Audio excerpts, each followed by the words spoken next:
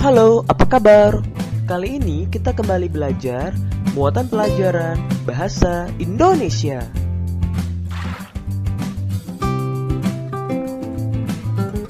Menentukan ide pokok dalam teks. Ide pokok merupakan inti atau dasar permasalahan dalam suatu teks.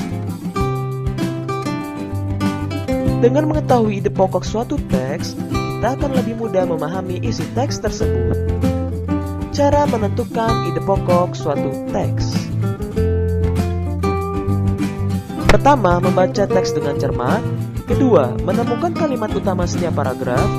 Kalimat utama bisa terdapat di awal dan akhir paragraf. Ketiga, menentukan ide pokok dari setiap paragraf tersebut.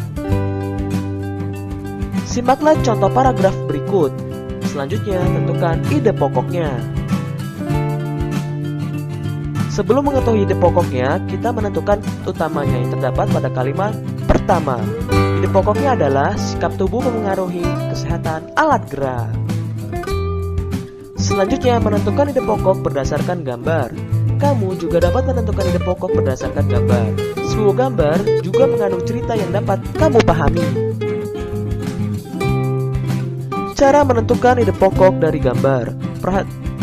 Pertama, perhatikan apa saja yang ada pada gambar. Kedua, perhatikan situasi dalam gambar. Ketiga, menentukan ide pokok dari gambar berdasarkan objek-objek yang ada pada gambar tersebut. Perhatikan gambar berikut. Selanjutnya, tentukan ide pokoknya. Berikut contoh ide pokoknya. Ide pokok dari gambar di atas adalah peringatan hari ulang tahun kemerdekaan Indonesia. Selanjutnya, menuliskan ide pokok dari teks. Kamu dapat menuliskan ide pokok dari teks atau gambar. Ide pokok tersebut dapat ditulis dalam bentuk tabel.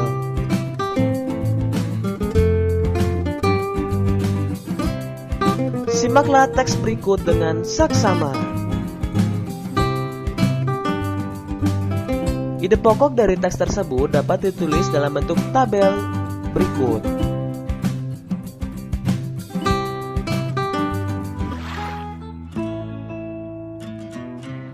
Perilaku yang sesuai dengan nilai-nilai Pancasila.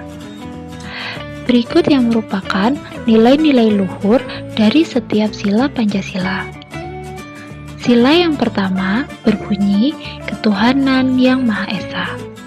Nilai-nilai luhur yang sesuai dengan sila pertama Pancasila yaitu setiap warga negara memiliki hak untuk memeluk agama sesuai dengan keyakinannya. Sila kedua Pancasila berbunyi kemanusiaan yang adil dan beradab. Nilai-nilai luhur yang sesuai dengan sila kedua Pancasila yaitu setiap warga negara memiliki hak dan kewajiban sebagai warga negara. Mereka memiliki hak dan kewajiban yang sama. Sila ketiga Pancasila berbunyi Persatuan Indonesia. Nilai-nilai luhur yang sesuai dengan sila ketiga Pancasila yaitu setiap warga negara harus memiliki rasa cinta terhadap tanah air. Mereka juga harus menjaga persatuan dan kesatuan dalam keragaman suku, agama, dan budaya. Sila keempat Pancasila berbunyi kerakyatan yang dipimpin oleh hikmat kebijaksanaan dalam permusyawaratan perwakilan. Nilai-nilai luhur yang sesuai dengan sila keempat Pancasila yaitu setiap warga negara harus mengutamakan kepentingan negara dan masyarakat. Sila kelima Pancasila berbunyi keadilan sosial bagi seluruh rakyat Indonesia. Nilai-nilai luhur yang sesuai dengan sila kelima Pancasila yaitu setiap warga negara harus memiliki sikap gotong royong dan peduli terhadap sesama. Belajar muatan IPA pada tema 1, subtema 3. Pembelajaran 1 adalah dengan judul Cara Memelihara Kesehatan Alat Gerak Manusia. kita perlu menjaga kesehatan tulang dan otot karena hampir semua aktivitas kita menggunakan alat gerak berupa tulang dan otot. Tahukah kamu bagaimana cara memelihara kesehatan tulang dan otot dengan baik dan benar? Berikut adalah cara memelihara kesehatan alat gerak. Yang pertama, kita harus selalu makan makanan yang bergizi dan seimbang. Yang kedua, apabila kita berdiri, hendaknya posisi tubuh dalam keadaan tegak. Dan jangan lupa untuk berolahraga secara teratur. Ayo, dapatkah kamu menyebutkan contoh menjaga kesehatan tulang dan otot lainnya? Kita masuk ke pembelajaran 2, penyakit atau kelainan pada alat gerak manusia. Contoh penyakit dan kelainan pada tulang manusia. Yang pertama, retak dan patah tulang. Ini disebabkan oleh benturan benda keras berupa kecelakaan atau jatuh. Kemudian skoliosis, lordosis, dan kiposis. Ini merupakan penyakit kelainan pada tulang punggung. Selanjutnya adalah rakitis. Jadi penyakit rakitis ini disebabkan oleh kekurangan gizi seperti fosfor, kalsium, dan vitamin D. Dan yang terakhir, osteoporosis, disebabkan menurunnya kepadatan tulang. Selanjutnya kita akan membahas satu persatu tentang kelainan pada tulang ini. Yang pertama, retak dan patah tulang. Kelainan pada retak dan patah tulang ini biasanya disebabkan oleh benturan benda keras. Benturan dapat berupa kecelakaan atau jatuh. Retak tulang disebut juga dengan fisura, dan patah tulang disebut juga dengan fraktura. Selanjutnya, penyakit kelainan tulang adalah skoliosis, lordosis, dan kiposis. Skoliosis ini adalah kelainan tulang punggung yang membengkok ke arah samping tubuh. Kemudian, lordosis ini merupakan kelainan tulang punggung yang membengkok ke arah depan tubuh. Sedangkan kiposis merupakan kelainan tulang punggung membengkok ke arah belakang tubuh. Jadi, tubuh tampak seperti membungkuk.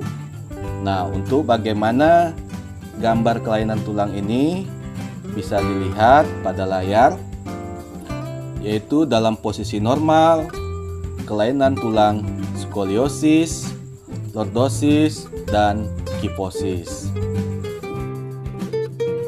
Kita lanjut ke penyakit kelainan tulang berikutnya, yaitu rakitis. Rakitis ini disebabkan karena kekurangan gizi seperti fosfor, kalsium, dan vitamin D. Rakitis mengakibatkan tulang tidak tumbuh dengan normal. Jadi penyakit ini dapat membentuk tulang kaki menjadi bengkok seperti huruf O dan X. Untuk lebih jelasnya bisa dilihat pada gambar bagaimana bentuk tulang kaki yang seperti huruf O ada pada gambar bagian tengah, sedangkan pada huruf X ada pada gambar bagian samping. Kita lanjut ke penyakit kelainan tulang berikutnya, yaitu osteoporosis. Penyakit ini disebabkan karena menurunnya kepadatan tulang.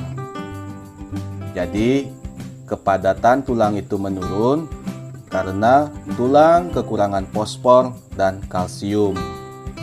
Osteoporosis mengakibatkan tulang terasa nyeri atau mudah patah saat jatuh. Dengan kata lain, jika sudah terkena penyakit osteoporosis ini, tulang akan rapuh. Nah, pada gambar bisa dilihat bagaimana saat keadaan tulang dalam posisi normal, tulang padat. Sedangkan jika tulang atau tubuh sudah terkena penyakit osteoporosis, maka kepadatan tulang akan menurun. Ayo, perhatikan gambar di samping.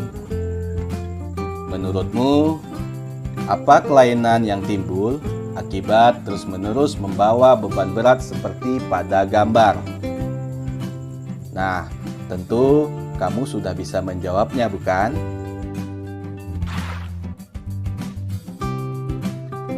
Pengaruh kondisi geografis Indonesia sebagai negara maritim. Luasnya perairan di Indonesia berpengaruh pada mata pencaharian masyarakat. Kondisi geografis negara maritim juga memengaruhi kondisi sosial seperti pertukaran budaya. Coba perhatikan peta Indonesia berikut. Perhatikan letak geografis Indonesia. Pengaruh kondisi geografis Indonesia mengakibatkan dampak positif dan negatif terhadap kondisi sosial masyarakatnya. Dampak positif, pertama, memudahkan komunikasi dan interaksi antar masyarakat. Kedua, pengaruh budaya yang baik dari dalam atau luar daerah sehingga memperkaya keragaman budaya. Dampak negatif, pertama, hilangnya budaya asli karena tergerus oleh budaya luar. Kedua, munculnya budaya-budaya baru yang belum tentu sesuai dengan budaya setempat. BDP pada tema 1, subtema 3, yaitu dengan judul pengertian komik. Tentu kamu semua sudah tahu tentang komik ini. Pastinya juga sudah pernah membaca sebuah komik. Judul pembelajaran kita hari ini adalah pengertian komik. Komik adalah cerita bergambar yang bersifat lucu dan umumnya mudah dicerna, serta dibuat secara khas dengan paduan kata-kata. Ya, jadi kebanyakan komik ini bersifat lucu, menghibur bagi pembacanya. Mudah dicerna, maksudnya kata-katanya sederhana, mudah dipahami oleh si pembaca. Kemudian, cerita dalam komik disajikan dengan adegan beberapa gambar yang disusun secara berurutan. Fungsi kata-kata pada komik adalah untuk menjelaskan, melengkapi, dan memperdalam penyampaian gambar secara keseluruhan. Jadi, di dalam komik itu tersusun dari gambar-gambar secara berurutan. Pada gambar itu ada disajikan kata-kata. Kata-kata ini terdapat pada balon-balon atau biasanya disebut gelembung-gelembung kata. Coba perhatikan gambar komik yang ada di samping ini. Apakah menurut kamu kata-kata yang cocok untuk mengisi komik tersebut?